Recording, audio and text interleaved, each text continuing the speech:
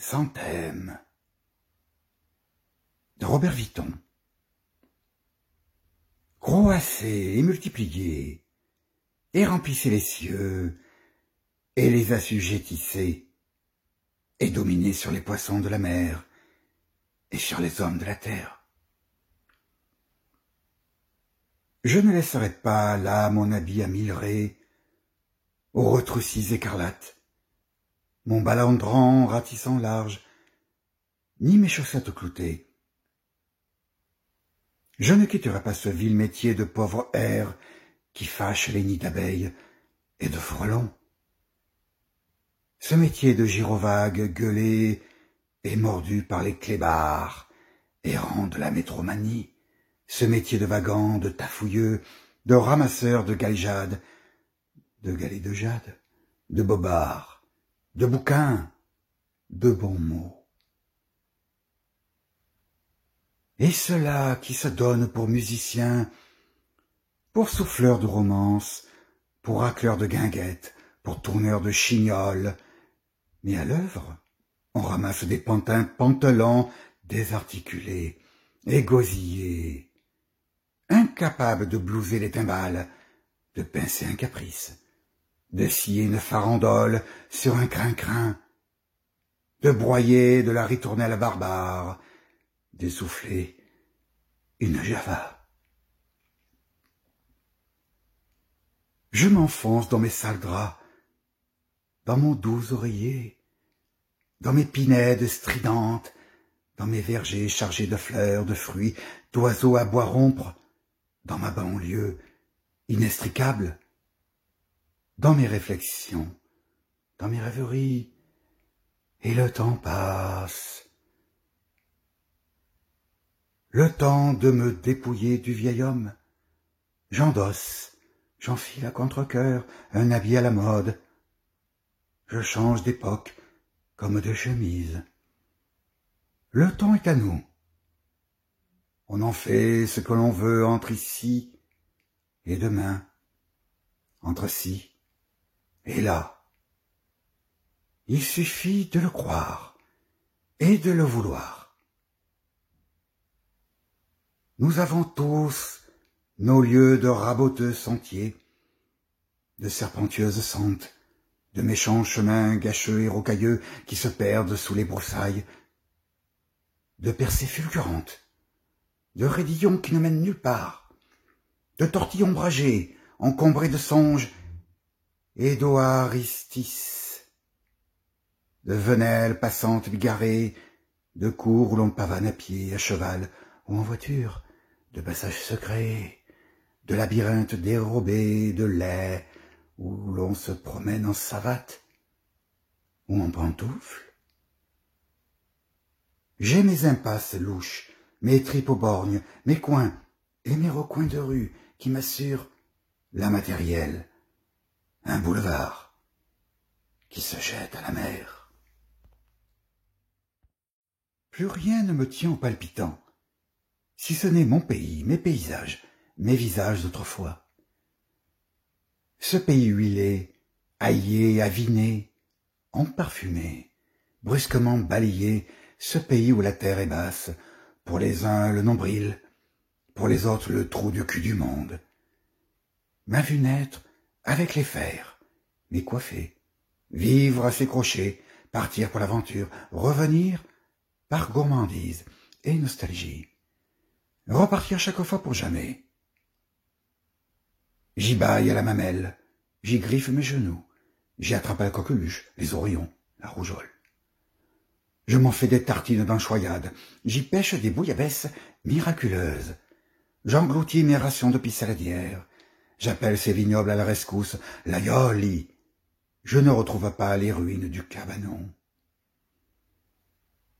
Je songe à mon tablier d'écolier, à mon premier sarrau d'arpette, à ma première vareuse de moussaillon, à mon premier et dernier costard d'élégant bibet. Au bout de la neuille d'avant, la fille du ramoneur était encore dans mes rêves. Je poussais l'escarpolette. Pousse, pousse l'escarpolette, pousse pour mieux me balancer. Si ça me tourne un peu la tête, Tant pis, je veux recommencer. L'eau est entrée par le col de son pourpoint et a rempli ses bottes. Maintenant, ses housseaux et ses habits rabibochés sont miens, tout comme sa besace, son canif, son tire-bouchon, son bâton de maréchal, son quart, sa flûte à l'oignon, son pantomètre et ses crayons. Comme quoi, on a raison de dire que le malheur des uns fait le bonheur des autres.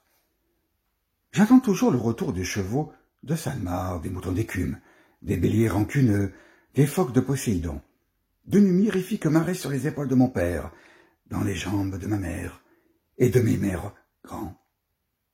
J'use ma salive et ma langue sur un gros caillou, comme ce bègue de Démosthène.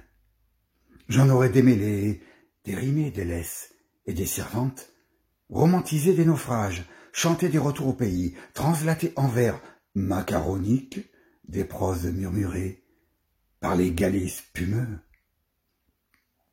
Mes vieilles branches, mes vieilles amarres, mes aminches, mes matelots de rambade, mes matafolancourt, mes matafiants d'eau douce, mes haleboulines corvéables à volonté, mes maturnes cambuses, mes gabiers dans les étoiles, mes mécaniciens endeuillés jusqu'au bout des ongles. Je porte sur mon esquile mon mât de cocagne, ma misaine, ma bigorne de forge maître, mon écritoire de galérien qui suçant eau et encre ma rame de grammairien. Corbeaux, gabians, arondes, abaissez vos vols, les intempéries de l'air ont rogné l'envergure de mes ailes. Pégase, tire ma charrette, un pesant stylographe en or de 5 pieds, des touffes de plumes d'oies, de corbins, de cygnes, de goélands, des couffes de plumes sergent-major, des bourriches de coquilles d'huîtres, une tourie de verdagon, des fioles d'ambroisie et de mititrade, des vessies d'encre de sépia, une lanterne magique, une longue vue, des bidons d'encre noire, rouge, violette, des sacs de poudre de buis d'acajou, un pochon de libère de tilleul, des rames et des rouleaux de papier, des lexiques, des glossaires, des manuels, un guide âne, un gradus ad parnassum, des cadavres esquis. J'emboîte les pas d'encre sympathique, d'encre indélébile, d'encre de Chine, d'encre de sèche des métriciens morts aux pluches. Je fais jouer les grandes gerbes de Versailles, les grandes orgues de Notre-Dame, les grandes marionnettes à gaines, les burattini et à fil, les fantoccini, les grandes ombres chinoises sur des paravents d'orlichalque et des murailles de parchemin à rengaine. Le papier et les murs souffrent tout.